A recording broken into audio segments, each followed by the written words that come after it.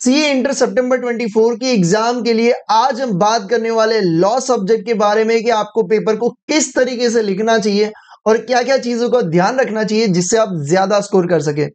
काफी सारे स्टूडेंट्स मुझे पूछते हैं कि भैया हमको लॉ आता तो है, याद भी है, बट पता नहीं है लिखना कैसे, लैंग्वेज नहीं आती है, लिखते हैं बट मार्क्स नहीं आते हैं। तो वो सब चीजों के आंसर्स आपको आज मिलने वाले हैं इस अमेजिंग वीडियो में। इसके साथ साथ काफी सारी चीजें मैं टेलीग्राम पे डालता रहता हूँ फ्री ऑफ कॉस्ट में, तो आप वहां पे जरूर से ज्वाइन हो जाइए। लिंक आपको कमेंट डिस्क्रिप्शन बॉक्स में मिल जाएगी। वहां पे आपको keywords, important topics, paper pattern, paper prediction, काफी सारी चीजें वहां पे आपको मिल जाएगी, तो उसे जरूर से ज्वाइन कर लीजिएगा। Let's begin. शुरुआत करते कि लॉ में आपको कैसे लिखना है। देखो, लॉ में दो तरीके के क्वेश्चंस आएंगे। पहले जो पेपर पैटर्न था वो अलग था भैया। आज से अगर मैं पहले की बात करूं ना, तो वहां पे ना सीधे सीधे क्वेश्चन पूछते थे कि भैया इस चीज का ये चीज बता दो, ठीक है, कैसे हमें ये चेंज करना है वो बता दो। तो सिंपल सा तुमको क्या था कि सिंपल थियरी आंसर लिखना था, ठीक है। तो थियरी में तो चलो तो भी आप शायद मैनेज कर लो, उसमें भी मैं बताएगा, ठीक है, कि कैसे आपको लैंग्वेज लेके आना है, क्या लिखना है, कैसे लिखना है। बट केस स्टडी वाले में काफी सारे मार्क्स कटते हैं। उसके लिए आपको सिंपल सी चीज है कि आपको 3 हिस्सों में इस क्वेश्चन के आंसर को डिवाइड कर देना है। कैसे करना है भैया और क्यों करना है वो भी बताऊंगा, ठीक है। कई लोगों को पता है बट क्यों करना है वो बहुत जानना इंपॉर्टेंट है।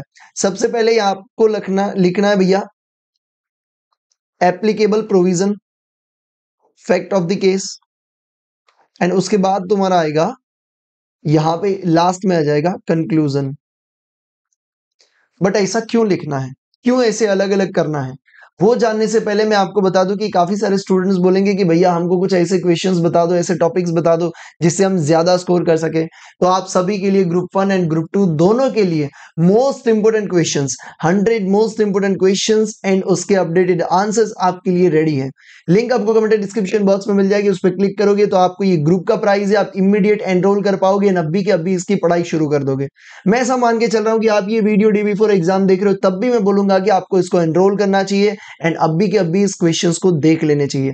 ऐसा नहीं होना चाहिए कि जब आप टेलीग्राम पे हो, मैं रिव्यूज शेयर कर रहा हूं और तब आपको लगे कि यार बाकी सारे स्टूडेंट्स इतना सारा मैच हुआ है तो इनका तो भाई मजे आ गए, काश हमने भी वो लिंक सामने था क्लिक कर लिया होता और एनरोल करके पढ़ लिया होता। लास्ट के 3 अटेम्प्ट के रिव्यूज भी मैंने आपके लिए डाल दिए हैं कमेंट बॉक्स में, तो आप वहां से जरूर से देख लीजिएगा। जरूर से प्लीज प्लीज प्लीज इसमें से एक भी क्वेश्चन मिस नहीं करना है एंड ये इनफ है अच्छा स्कोर करने के लिए, ठीक है भैया। तो इसे आप जरूर से देख लीजिए। ग्रुप 1 ग्रुप 2 दोनों के लिए रेडी है, ये पूरे ग्रुप का प्राइस है। और इसके साथ साथ भैया आप सब्जेक्ट वाइज भी जा सकते हो अगर आपको एक एक सब्जेक्ट एनरोल करना है तो भी। चलिए, कई लोग पूछेंगे भैया सेक्शन नंबर कोट करना जरूरी है। अगर आपको याद है तो बहुत बढ़िया है, करना जरूरी है भाई।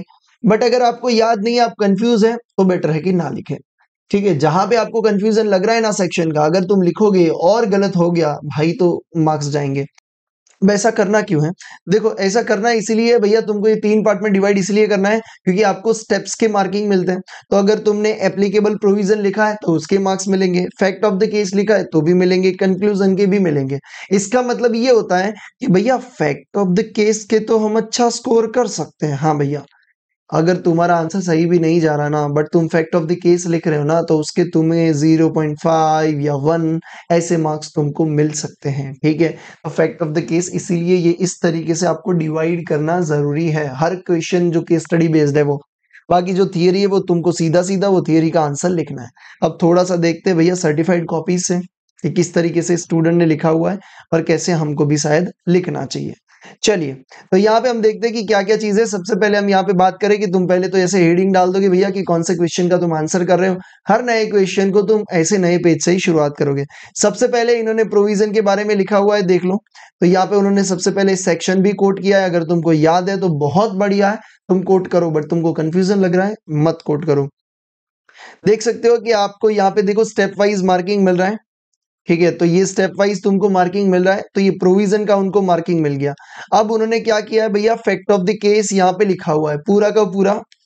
फैक्ट ऑफ द केस इन्होंने लिखा हुआ है, ठीक है, तो उसका भी उनको मार्क्स मिल गया भैया फैक्ट ऑफ द केस का। एंड द लास्ट उन्होंने कंक्लूजन यहाँ पे एक साथ में लिखा हुआ है, ठीक है, तो कंक्लूजन जब इन्होंने लिखा है तो इस तरीके से इन्होंने कंक्लूजन भी लिख दिया है। तो ये 3 हिस्सों में तुमको डिवाइड करना है, जैसे नेक्स्ट क्वेश्चन में दिखाता हूँ उसमें भी देखो सबसे पहले प्रोविजन लिखा हुआ है, उसके बाद उन्होंने यहाँ पे नीचे फैक्ट ऑफ द केस लिखा हुआ है, एंड लास्ट में उन्होंने क्या लिखा हुआ है भैया कंक्लूजन लिखा हुआ है, ठीक है। तो इस तरीके से तुमको डिवाइड करके लिखना है।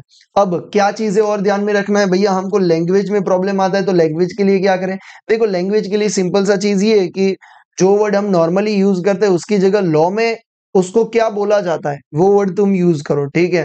तो उससे क्या होगा कि भैया तुम्हारा जो लैंग्वेज है वो लॉ जैसा दिखेगा। जैसे कि अब सिंपल सा एक मैं बता देता हूँ कि जैसे कि हम बोलते हैं कि बट लॉ में देखने जाओगे तो वहां पे हाउ एवर वर्ड है। इस तरीके से जो छोटी छोटी चीजें उसमें आपको ध्यान में रखना पड़ेगा। अब आप बोलोगे वो हमको तो कहाँ से, अभी तो टाइम नहीं है, तो टेलीग्राम पे मैंने कीवर्ड्स और वो सब चीजें मैसेज करके डाल दिया है, वहां से आप देख लेना। अगर आपको नहीं मिलता तो इस नंबर पे व्हाट्सअप कर देना भाई, ठीक है। बट एक बार मेहनत करना, टेलीग्राम पे देख लेना, वो आपको मिल जाएगा, वहीं पे पड़ा हुआ है, ठीक है। तो वहां पे मैंने मैसेज डाल दिया और इस वीडियो के बाद मैं फिर से एक और बार डाल दूंगा, तो वहां से आपको मिल जाएगा। अब देखो इस स्टूडेंट ने कहाँ कहाँ कैसे कैसे वर्ड्स यूज किए, देखो ये फर्दर है, ठीक है, ये सब वर्ड्स का मैंने लिस्ट बना दिया है। वो वर्ड तुम रट्टा मार लो, और रट्टा मारने के बाद भैया तुम जब लिख रहे हो तब वो वर्ड्स को तुम अपने आंसर में डालते जाओ। देखो मैंने हाईलाइट कर दिए पहले से, जैसे कि एंड, हाँ कई लोग ना एंड का सिंबल करके आ जाते हैं। भाई क्यों भाई, एंड का सिंबल क्यों करना है, एंड कहीं पे होता ही नहीं सिंबल में, तो लॉ में तुमको ए एन डी एंड करके ही लिखना होता है। इसके साथ साथ देखो यहाँ पे कुछ कंटेन वर्ड ऐसे मैंने in the light of the fact and the provision, मतलब लास्ट में जब कंक्लूजन लिख रहे तो तुम ऐसा कोई लाइन लिख सकते हो। तो ऐसे तुम ऐसा लिस्ट बना लो, in the given case, in the present case, तो ये सब चीजों का तुम ना यूज कर सकते हो। ये तो बहुत कॉमन सी चीज है, बट वर्ड्स आपको देखने बहुत जरूरी है। जैसे कि ये है हैंस, इसके साथ साथ जो आगे फर्दर था ना, तो उसमें तुम ऐड कर सकते हो, अगर नेक्स्ट एक और लाइन तुमको ऐड करना है, एक और पैराग्राफ, तो फर्दर एडेड ऐसे करके, ठीक है। तो वो वर्ड्स का तुमको ध्यान में रखना बहुत जरूरी है, जिसकी लिंक आपको कमेंट डिस्क्रिप्शन बॉक्स में मिल जाएगी। तो कुछ इस तरीके से तुम्हारा प्रेजेंटेशन होना जरूरी है। And yes, 100 most important question and answers आपके लिए रेडी है। एडवांस अकाउंट के लिए और बाकी सब्जेक्ट के लिए भी मैं सर्टिफाइड कॉपी दिखा के कि कैसे उन्होंने प्रेजेंटेशन किया है, कैसे लिखा है, क्या चीजें ध्यान में रखनी है, वो तुमको चैनल पे मिल जाएगा। ऑलरेडी अपलोड हो चुका होगा, नहीं हुआ है तो भाई हो जाएगा, टेंशन लेने की बात नहीं है। बाकी सब चीजें तुमको टेलीग्राम पे मिल जाएगी। एंड यस, ये 100 most important question and answers आपको सितंबर 24 में पास करवाएगा। तो जल्दी से इसको एनरोल करो एंड इसको पढ़ाई शुरू कर दीजिए, एक भी क्वेश्चन मिस नहीं करना है। थैंक यू सो मच, जय हिंद।